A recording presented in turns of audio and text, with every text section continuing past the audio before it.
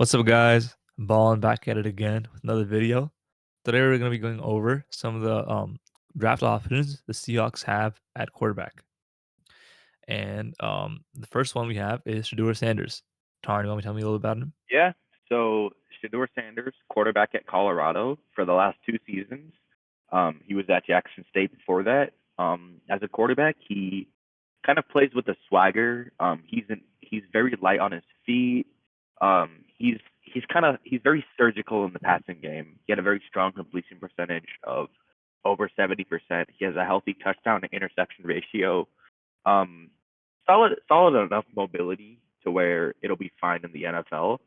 And he's got a good comparison of like a Bo Nix or like a Tua Tagovailoa, maybe a little bit more athleticism and like without the injuries from Tua.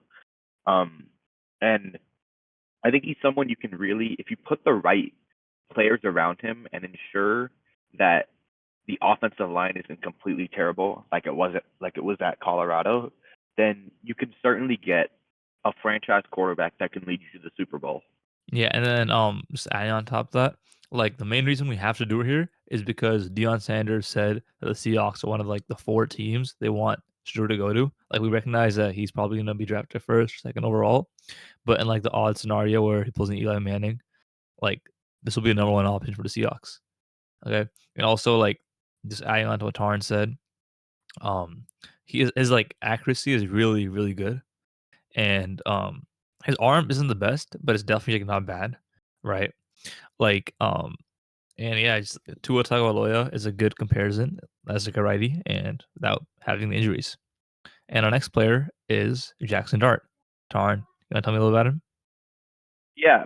So Jackson Dart, he was a quarterback at Ole Miss. Played in the Lane Kiffin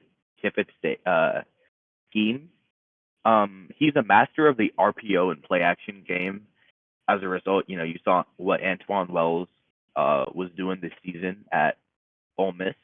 Um, he's he does have some good arm talent and flexibility. He's very accurate on deep throws, specifically. There is anticipation with his throws in those tight pocket passes, and he has shown good toughness. Especially resilience as well. He struggled in the Florida game, but he came out in other games and really played well. He played well in that bowl game, threw for over 400 yards. Um, I think his main issue is he plays in the one read offense. So when he translates to the next level, what is his decision making going to look like? Because there is thoughts that if he has to go through 4 to 5 reads every play, there's going to be some issues there. But I think if he gets to sit and learn for a year, then he has a chance to be a very solid quarterback. Um, I think a fair comparison could be Matthew Stafford, uh, because I really like the deep throw arm talent. If he's able to get his processing better, and I think for that he needs to sit for a year, but he's a quarterback that can be very interesting.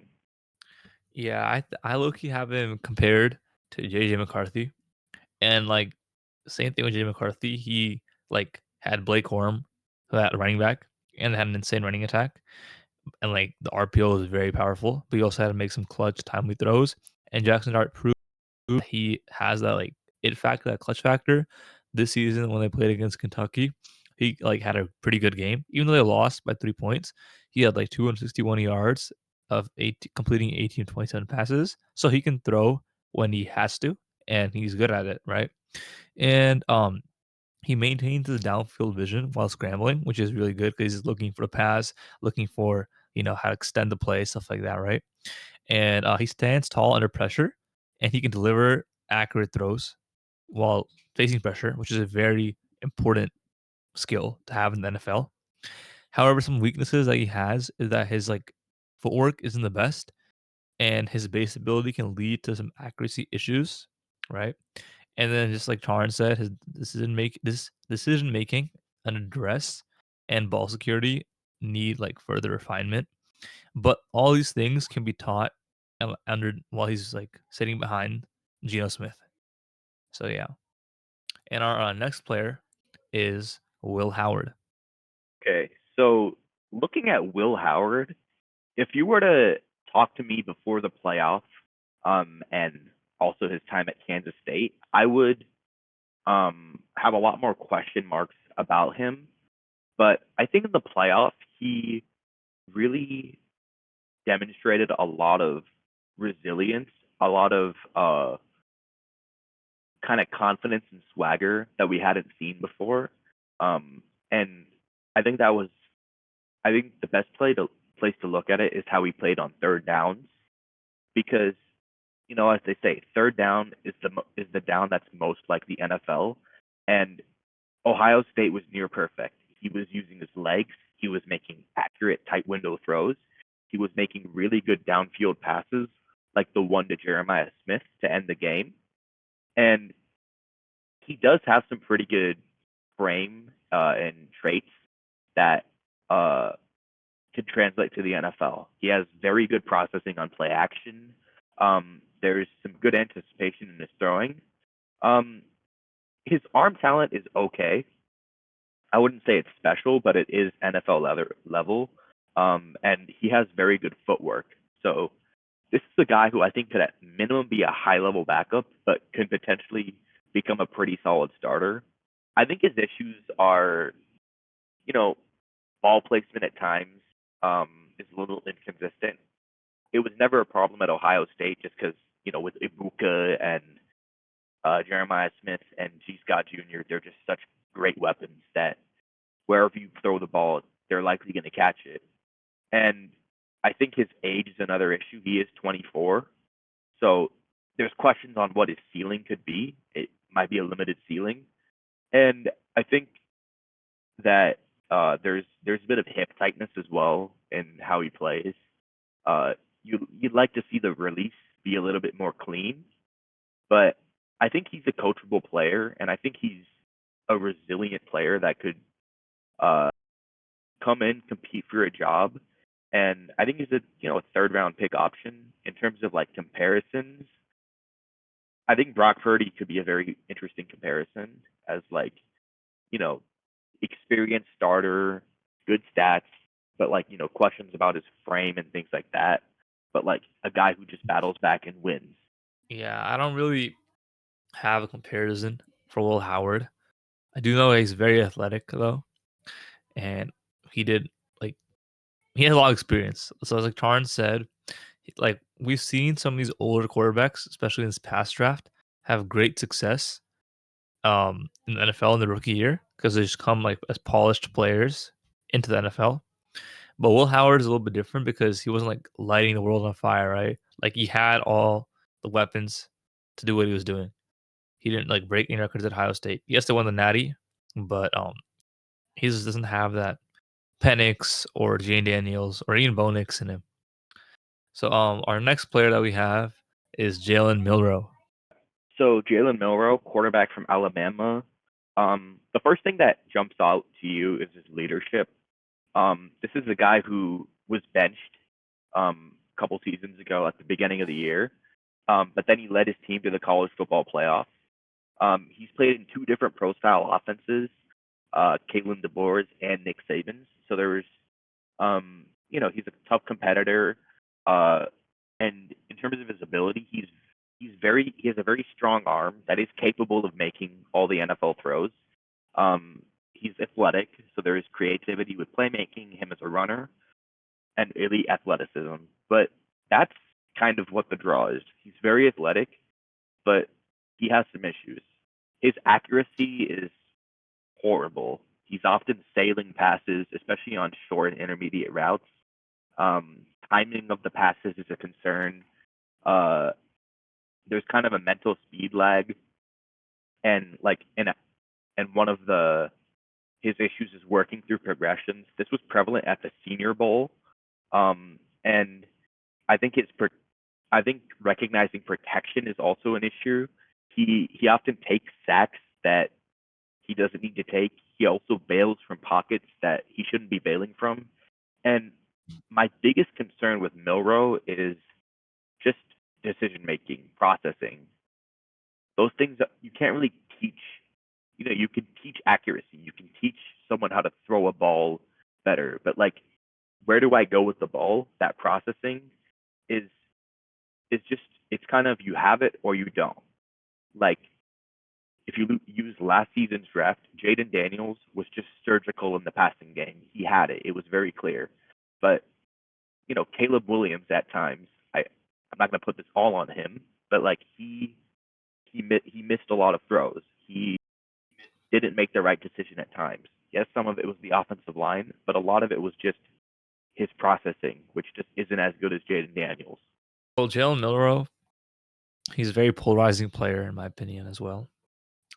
But I have a bit of a more positive outlook for him. Like he is simply is gifted. Like he's physically gifted. Like you could say, in the past, Anthony Richardson was a very physically gifted quarterback, and he hasn't been doing the best right now. But his career is he's still very young. There's still time on him. But Jalen Milroe, he's a 22-year-old quarterback who has an exceptional arm talent. He can scramble. He can throw the deep ball, but his short and intermediate routes are lacking, right?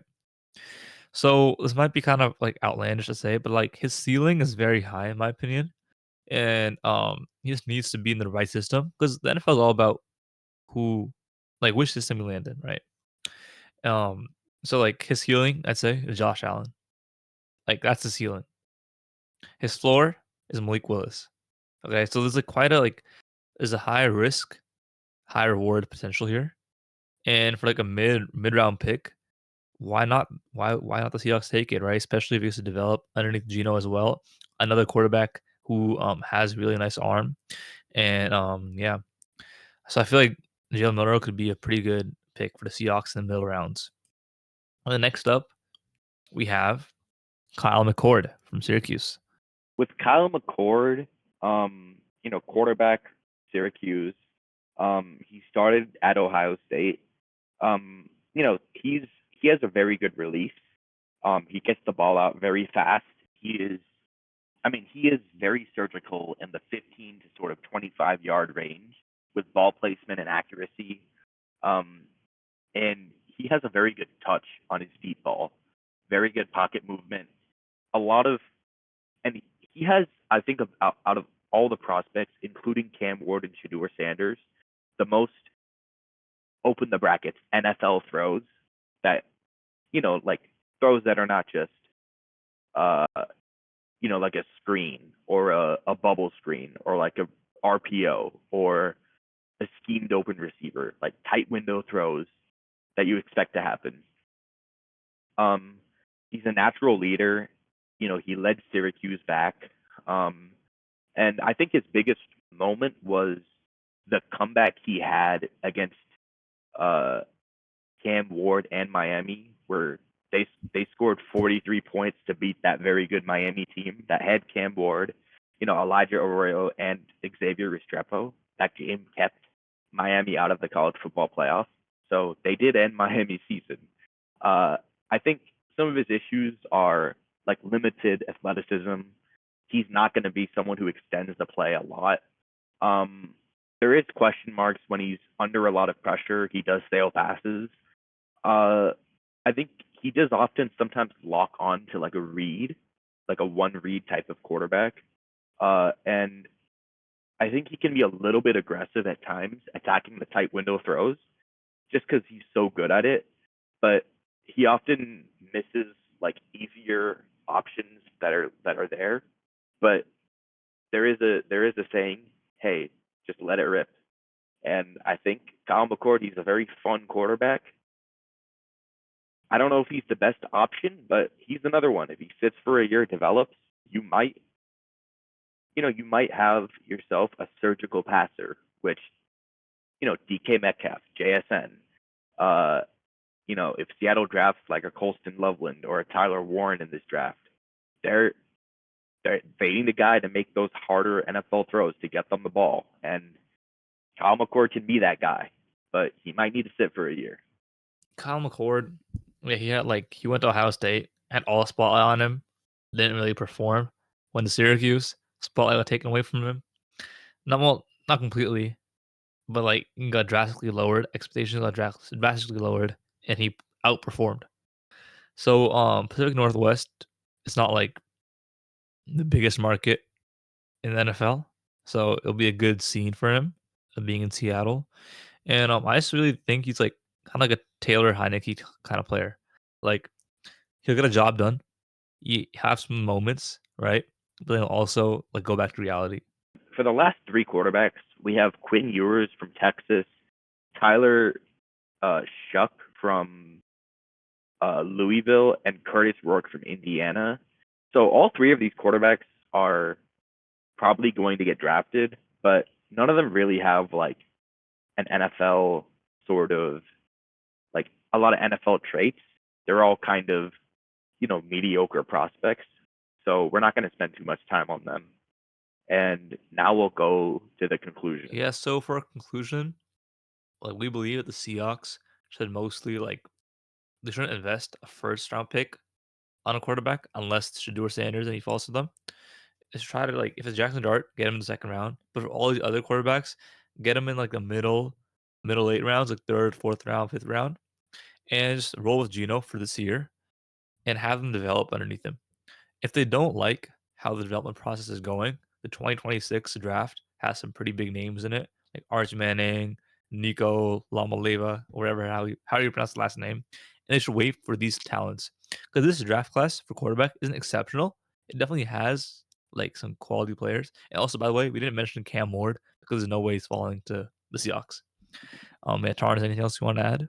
Yeah. I think we'll both mention our favorite prospect. I am very much enamored by Will Howard as a potential starter in the league because I think because of how he plays, he has some interesting arm talent. He makes a lot of those anticipation throws. He was excellent on third down and he's mobile. And I know people are going to say, well, he played with this all-star cast, but you still have to be able to make the plays to get the all-star cast the ball. And he was able to do that. Kyle McCord, I like him as a prospect, but he wasn't able to get the ball to their all-star prospects last season. So I think Will Howard is someone who has very interesting traits, and I think the Seahawks should take a shot at him in like the fourth or fifth round. Player that I think the Seahawks should take a shot on is Jalen Milroe. I know there's been a lot of bad press coming about him in the combine, like his accuracy is horrible, his hands are small, stuff like that. But I just feel like his ceiling is so high that it's not like we're wasting a first round pick or even a second round pick on Jalen Milroe. Like if you can get him like the third, fourth round, it's well worth it. The risk that you're taking is not that high. You're not going to get any quality offensive linemen in the third round, and that's the Seahawks need. But like you could potentially have your franchise quarterback, who's a young player by the way, and can sit behind a decent, like above average quarterback in Geno Smith. So I feel like taking a shot at Jalen Milroe is not a bad idea. By the way, I'm going to also briefly mention something about Geno Smith and the Seahawks. So, as a quarterback, Geno is very talented. He's played through a lot of, hardships. Third offensive coordinator in 3 years now. Uh, he has a pretty bad offensive line, arguably the worst in the NFL. And Seattle has yet to build a run game. They have two talented running backs, but the running backs haven't had, neither of them have had crazy seasons because Seattle doesn't know how to scheme a run game. So I like the coordinator they hired. I think Geno, if they can fix the O line, Geno can take a step forward, but Geno is also 34, 35. This video is made so Seattle can maybe find their franchise quarterback in for 2027 or 2028, not to find a starter for this upcoming 2025 season. All these quarterbacks we mentioned, maybe outside of Shador, are going to probably have to sit behind Geno. Shador might even sit behind Geno for a year, and then you kind of figure going into the 2026 draft class. Yeah, well, that's the end of the video. Please let us know what you guys think in the comments below. And okay, just for the record, we want the Seahawks to draft O line in the first round unless like especially like Tyler Booker or like some interior O lineman, unless it's Shedeur Sanders. Okay. But yeah, just let us know what your thoughts are in the comments below. And without that, have a nice day.